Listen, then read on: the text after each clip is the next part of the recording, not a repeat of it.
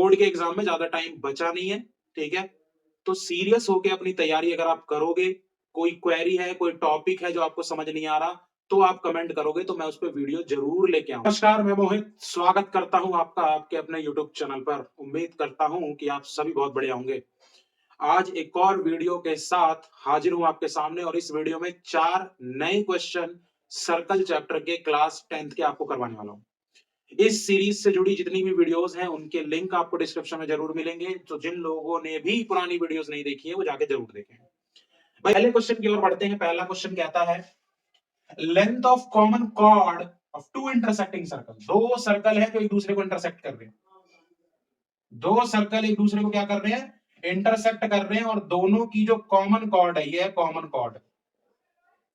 इसको मान लो नाम दे देते हैं हम ए बी, और इसके सर्कल के दो सेंटर होंगे, एक का नाम पी, एक का नाम क्यू, और इनको हम मिला देते हैं। भाई कॉमन कॉर्ड की लेंथ तो 30 सेंटीमीटर है क्वेश्चन में। वो कहता है कि diameter of these two circles are 50 centimetre और 30। तो एक की रेडियस R1 को जिसकी 50 है वो 25 हो जाएगी। मानते हो कि नहीं मानते? और जिसकी रेडियस R2 मान लेते हैं छोटे वाले की, तो जो डायमीटर 34 है तो रेडियस कितना हो जाएगा? 17 सेंटीमीटर। यहां तक तो किसी को कोई दिक्कत नहीं होनी। कहता है दोनों के सेंटर के बीच की दूरी निकालो, यानी कहीं ना कहीं हमसे पी क्यू निकालने को बोल दिया। देखो ये क्वेश्चन ना प्रूफ वाले क्वेश्चन में भी आता है। प्रूफ वाले क्वेश्चन में जब आता है तो हमें क्या प्रूफ करना होता है कि line joining two centres of to circles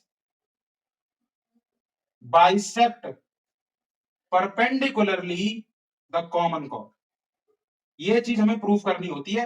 यहां हम प्रूफ नहीं करेंगे, यहां इस थ्योरम का इस्तेमाल करेंगे कि दो सर्कल के दो सेंटर को जोड़ने वाली लाइन कॉमन कॉर्ड को बाइसेक्ट तो करती है परपेंडिकुलरली। यानी मैं कह सकता हूं कि ये जो लाइन है सेंटर वाली, ये बाइसेक्ट कर दी है। समझिएगा बात को। यानी कि अगर मैंने इसको मान लिया m, तो ए एम बराबर बी एम है। इतना तो आपको समझ में आ रहा होगा। मैंने क्या करा? दोनों को ज्वाइन कर दिया। अब जब हो गया, इतना ही काम है। ये सबसे इंपॉर्टेंट चीज है इस क्वेश्चन की। भाई मुझे एक बात बताओ, अगर मैं ले लू in triangle A M P, तो आप मानते हो कि ए एम पी 90 डिग्री है, और जहां मिल गया 90 वहां तो पाइथागोरस लगने को तैयार बैठा है। ए एम का स्क्वायर प्लस एम पी का स्क्वायर बराबर ए पी का स्क्वायर। अब एपी कितना है? तो एपी जो है ये वाली लाइन, ये बड़े वाले सर्कल का रेडियस R1 मान लेते हैं, तो ये कितना है? 25 का square. A M plus B M बराबर ए बी, तो 2am बराबर ए बी, तो am बराबर ए बी अपॉन 2। ये इसी वाली थ्योरम से आया। तो ये कितना हो गया? 15 सेंटीमीटर, यानी 15 का स्क्वायर प्लस एमपी का स्क्वायर। तो यहां से एमपी कितना हो गया भाई बताओ? 625 माइनस 225, रूट में आ गया 400। तो एमपी की वैल्यू कितनी आ गई? एमपी की वैल्यू आ गई 20 सेंटीमीटर। हाँ तो बोलना पड़ेगा। अब जब एमपी 20 आ गया, तो मुझे एक बात बताओ, दूसरा ट्रायंगल कौन सा है? ए एम क्यू, और इसमें ए एम क्यू ही कितना डिग्री है? 90 डिग्री। तो ए एम का स्क्वायर एम क्यू का स्क्वायर बराबर ए क्यू का स्क्वायर। ए एम कितना है? 15 का स्क्वायर प्लस एम क्यू का स्क्वायर।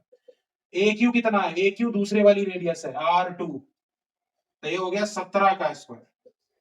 तो एम क्यू कितना हो गया मेरे बच्चों? 17 का स्क्वायर 289 माइनस 225, तो ये कितना हो जाएगा? 64, दैट इज 8 सेंटीमीटर। अब ये वाला तो कितना निकल के आया?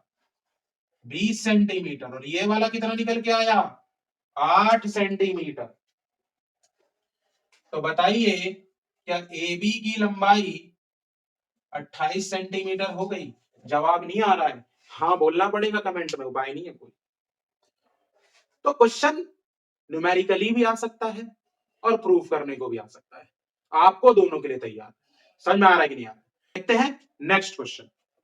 दूसरा क्वेश्चन आपके सामने बस मैंने फिगर ही लिख के छोड़ दी, क्योंकि मुझे नहीं लगा कि इसमें स्टेटमेंट देने की कोई जरूरत है। कई बार क्या होता है, फिगर को देख के क्वेश्चन समझना चाहिए। एक चीज तो समझ में आ गई कि पी आर और पी क्यू टेंजेंट है, क्यू से खींचे गए। चलो जी, बहुत बढ़िया बात है। और एक्स दिख रहा है, इसका मतलब है हमें क्या फाइंड करना है, एक्स ही फाइंड करना है। अब देखो इस क्वेश्चन की कैसे धज्जी उड़ सकती है। अब जिन्होंने मेरी थ्योरम पढ़ी है, पिछली क्लासेस देखी है, एक चीज तो बहुत बढ़िया तरीके से मुझे समझ में आ गई, जो कि angle P Q R plus angle P O R बराबर 180 डिग्री, क्या रीजन होना चाहिए, कमेंट करके बताइए। एक थ्योरम है कि angle subtended by two tangent at the point where it meet outside the circle. Circle के बाहर जिस बिंदु से दो टेंजेंट खींचे गए हैं सर्कल पर, उनके बीच का एंगल और पॉइंट ऑफ कांटेक्ट को मिलाने वाली लाइन के बीच का एंगल दोनों एक दूसरे का सप्लीमेंट्री होता है। ये थ्योरम है, प्रूफ कराइए, लिंक डिस्क्रिप्शन में। समझ में आ रहा है कि नहीं आ रहा? तो भाई दो एंगल तो ना 180 हो गए, तो मुझे एक बात बताओ कि एंगल पी ओ आर क्या 130 हो गया? हाँ बोलना पड़ेगा। डिटेल में आप लिखते रहिए, पी क्यू आर की जगह 50 लिख के प्लस पी ओ आर बराबर 180, मैं ये कर रहा हूं। पहली चीज तो ये लग गई। दूसरी चीज, एंगल पी एस आर बराबर half of angle P O R. इसका रीजन क्या हो? इसके रीजन के लिए 9वीं क्लास की याद को ताजा कर दूं। 9वीं क्लास में बताया गया था कि सेंटर पर बना एंगल सरकमफेरेंस पर बने एंगल का 2 गुना होता है। क्या होता है? 2 गुना। तो अगर सरकमफेरेंस का एंगल निकालना है तो सेंटर पर बने एंगल का कितना करना होगा? आधा करना पड़ेगा। बुझ रहे हैं? नहीं बुझ रहे हैं? आइए, तो भाई आधा करने के लिए पीओआर कितना है? 130 है, तो एंगल पी एस आर कितना हो गया? 65। धज्जी उड़ाते जा रहे हैं क्वेश्चन की। सबसे पहले आए यहां पर 130, फिर पहुंच गए यहां पर 65। अब मैं कंस्ट्रक्शन के थ्रू एक छोटा सा काम करता हूं कि मैं ज्वाइन कर देता हूं ओ और एस को, और उस चीज को मैं यहां लिख भी दे रहा हूं। मैंने कंस्ट्रक्शन के थ्रू क्या किया? ज्वाइन कर दिया ओ और एस को। अब अगर आप ध्यान देंगे तो आप पाएंगे कि in triangle O S R, चूंकि ओ एस बराबर ओ आर है, इसलिए एंगल ओ एस आर बराबर ओ आर एस हो जाएगा। O R S, O R S क्या है? Oral rehydration solution. समझ में आ रहा है कि नहीं आ रहा? ओ आर एस का घोल पीते हैं ना, डायरिया हो जाता है तो, लूज मोशन लग जाते हैं तो O R S, oral rehydration solution. तो भाई दोनों एंगल कितना हो गया? 20 डिग्री हो गया। मुझे एक बात बताओ, ये कितना हो गया मेरे बच्चों? 20। कहानी खत्म होने के कगार पर है, देखते रहिएगा, क्योंकि सावधानी हटी तो हलवा पूड़ी बटी। दुर्घटना नहीं घटती, क्योंकि दुर्घटना घटने के बाद तो क्या होता है?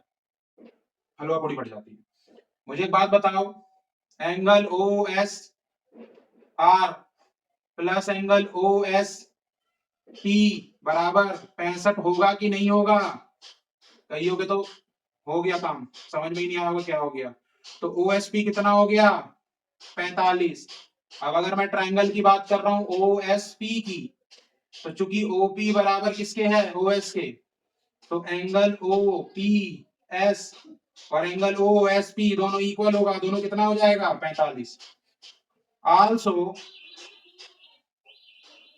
Also O P perpendicular P Q, तो angle O P X, X कहां है हुआ? एक्स यहां। तो एंगल ओ पी एक्स बराबर कितना? एक्स प्लस 45, और ये कितना है? 90 बराबर एक्स प्लस 45। तो एक्स का मान 45। अरे बूझ रहे हैं कि नहीं? अगर बूझ रहे हैं तो वीडियो को लाइक करिए, चैनल पर नए हैं तो सब्सक्राइब करके घंटा आइकन दबाना ना भूलें। आइए देखते हैं अगला क्वेश्चन। क्वेश्चन नंबर 3 आसान है, पर करवा देता हूं। कहता दो सर्कल है और कंसेंट्रिक सर्कल यानी कि सकेंद्रीय वृत्त। वैसे तो कराने का मन नहीं था। कहता है कि उस कॉर्ड की लेंथ फाइंड करिए जो अंदर वाले सर्कल को टच कर रही है। ये रही। अब भाई जब अंदर वाले सर्कल को टच कर रही है, तो एक तो ये हो गया, समझना बात को, ओ मान लिया, इसको मान लिया ए बी, और पॉइंट ऑफ कांटेक्ट को मान लिया पी। हम जानते हैं थ्योरम की line drawn from centre to chord क्या करता है, bisects the chord and perpendicular to it.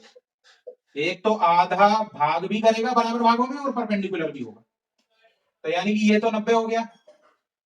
A B का मान निकालना है तो एपी प्लस बीपी और एपी प्लस एपी, चूंकि एपी बराबर किसके है, बीपी के, कहां से, यहां से, तो ए बी बराबर कितना हो गया, 2 एपी, तो एपी निकला तो काम हो गया। एपी कैसे निकलेगा, एपी निकलेगा ट्राइंगल में एपीओ में पाइथागोरस थ्योरम लगा के, और वो कैसे लगेगा, OP square plus AP square बराबर ओए स्क्वायर। ओपी कितना, अब देखो ओपी छोटे वाले का रेडियस 3 सेंटीमीटर, 3 का स्क्वायर, एपी वो तो पता ही नहीं है, ओए ओए ओए, समझ रहे हैं ना, तो ओए मतलब 5 का स्क्वायर, तो यहां से एपी बराबर 25 माइनस 9, तो एपी कितना आ गया 16, इसी को क्या बोल दूं 4 सेंटीमीटर, और जैसे 4 सेंटीमीटर आ गया तो ए बी बराबर कितना आ गया 8 सेंटीमीटर। क्वेश्चन खत्म हो गया धुआंधार तरीके से। समझ में आ रहा है, लाइक करिए, छाप लीजिए, अगला क्वेश्चन देखिए। क्वेश्चन नंबर 4 तो और हलवा है भाई, देने का बिल्कुल मन नहीं था लेकिन प्रैक्टिस के लिए दे दिया। कहता है कि एक पॉइंट है ए, कहीं भी ले लो, ए ले लो, जो 13 सेंटीमीटर दूर है सेंटर से, सेंटर से कितना दूर है 13 सेंटीमीटर, तो इस पॉइंट को तो ए मान लिए, सेंटर को ओ मानते हैं हमेशा। टेंजेंट की लंबाई बताइए जो ए से खींची गई, ओ सॉरी बताना नहीं है, वो 12 सेंटीमीटर है, तो ये टेंजेंट है पी ए और ये है 12 सेंटीमीटर। रेडियस बताना, क्या बताना है, रेडियस। हम जानते हैं कि ओपी परपेंडिकुलर होगा किस पे, पीए पे, क्योंकि ये हमारी एक थ्योरम है, और जैसे ही परपेंडिकुलर होगा तो in triangle OPA Pythagoras theorem लग गया। समझ रहे हैं कि नहीं, तो 13 के स्क्वायर में से 12 का स्क्वायर माइनस करिएगा तो ओपी का स्क्वायर है 169 माइनस 144, फिर रूट लगाइए, ओपी का स्क्वायर 9 में से 4 गया 5, 6 में से 4 गया 2 पे रूट, तो ओपी कितना आया भैया 5 सेंटीमीटर आएगा कि नहीं आएगा, तो रेडियस कितना है 5 सेंटीमीटर। समझ रहे हैं, कल वीडियो डाले थे तो 3 गो क्वेश्चन था उसमें, आज वाले में 4 क्वेश्चन है। उम्मीद कर रहे हैं कि पसंद आ रहा होगा वीडियो, तो लाइक करिएगा, सब्सक्राइब करिएगा, शेयर करिएगा। मिलेंगे कल कुछ नए क्वेश्चन के साथ, हो सकता है नया टॉपिक कुछ लेके आए, तब तक के लिए धन्यवाद।